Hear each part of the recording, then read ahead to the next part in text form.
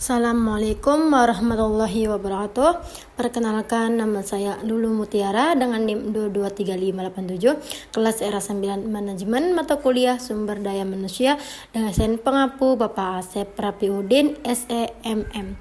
Di sini saya akan menjelaskan beberapa materi tentang sumber daya manusia untuk memenuhi salah satu tugas ulangan tengah semester. Selamat menyaksikan.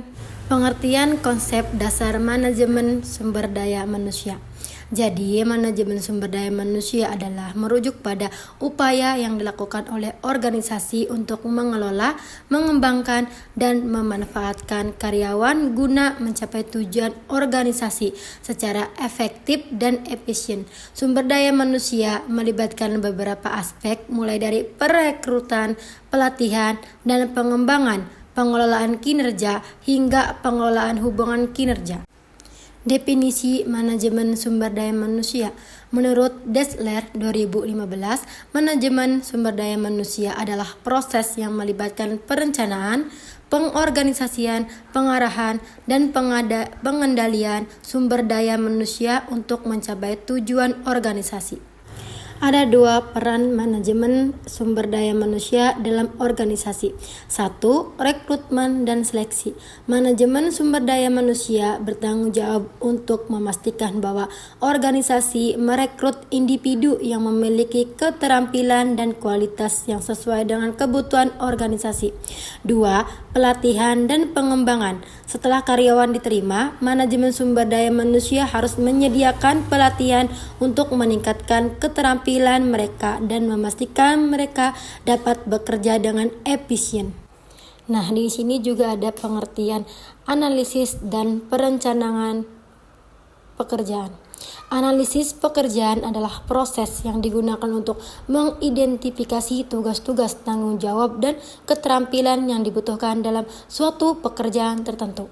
Proses ini sangat penting karena memberikan informasi yang diperlukan untuk menyusun deskripsi pekerjaan. Selain itu juga, analisis pekerjaan memungkinkan organisasi untuk memahami bagaimana pekerjaan tersebut mendukung tujuan keseluruhan organisasi. Teknik perencanaan pekerjaan ada dua. 1. Job enlargement, pelebaran pekerjaan, meningkatkan variasi tugas dalam pekerjaan untuk mengurangi monotonik. 2. Job enrichment, pengayaan pekerjaan, memberikan karyawan lebih banyak kontrol atas bagaimana pekerjaan mereka dilakukan, meningkatkan motivasi dan kepuasan. Perencanaan sumber daya manusia atau SDM. Perencanaan SDM adalah proses yang digunakan untuk memastikan bahwa organisasi memiliki jumlah karyawan yang tepat dengan keterampilan yang tepat pada waktu yang tepat.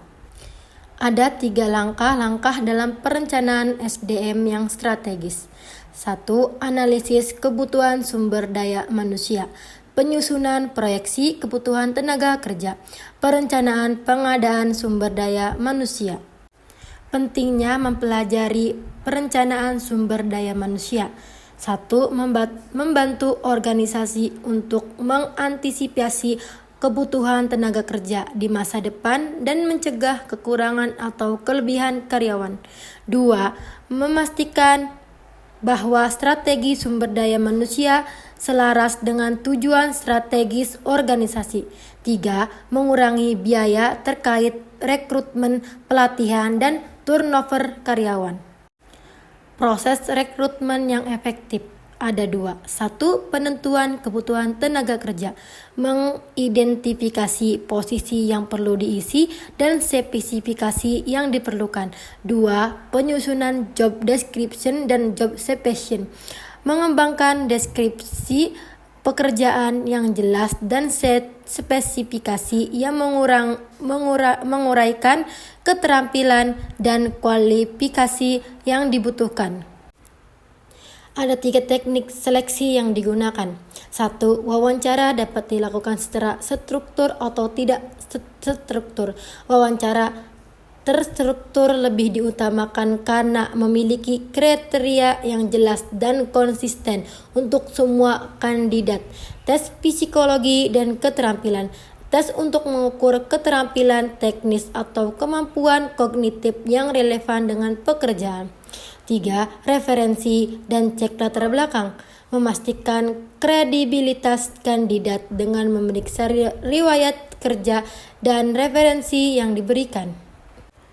Penempatan dan pemberitahuan. Penempatan karyawan adalah proses menempatkan karyawan pada posisi atau jabatan yang sesuai dengan keterampilan, pengalaman, dan referensi mereka.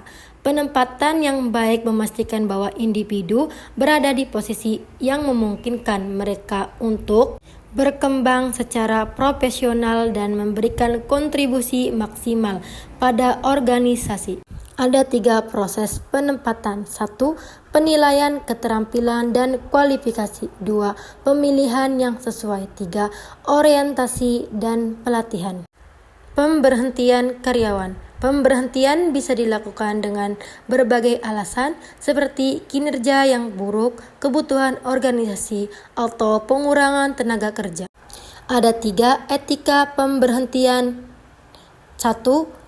Pemberhentian yang adil. Proses pemberhentian harus transparan, adil, dan berdasarkan alasan yang jelas dan sah. Menghormati dignitas karyawan, memberikan paket pasangan atau kompensasi lain sesuai dengan kebijakan perusahaan atau peraturan hukum yang berlaku. Pemberian kompensasi yang layak. Proses pemberian harus dilakukan dengan cara menjaga martabat karyawan, termasuk komunikasi yang sensitif dan terhormat. Nah, di sini ada beberapa sumber materi yang telah saya sampaikan tadi. Mungkin itu saja penjelasan dari saya. Kurang dan lebihnya mohon maaf. Sekian dan terima kasih.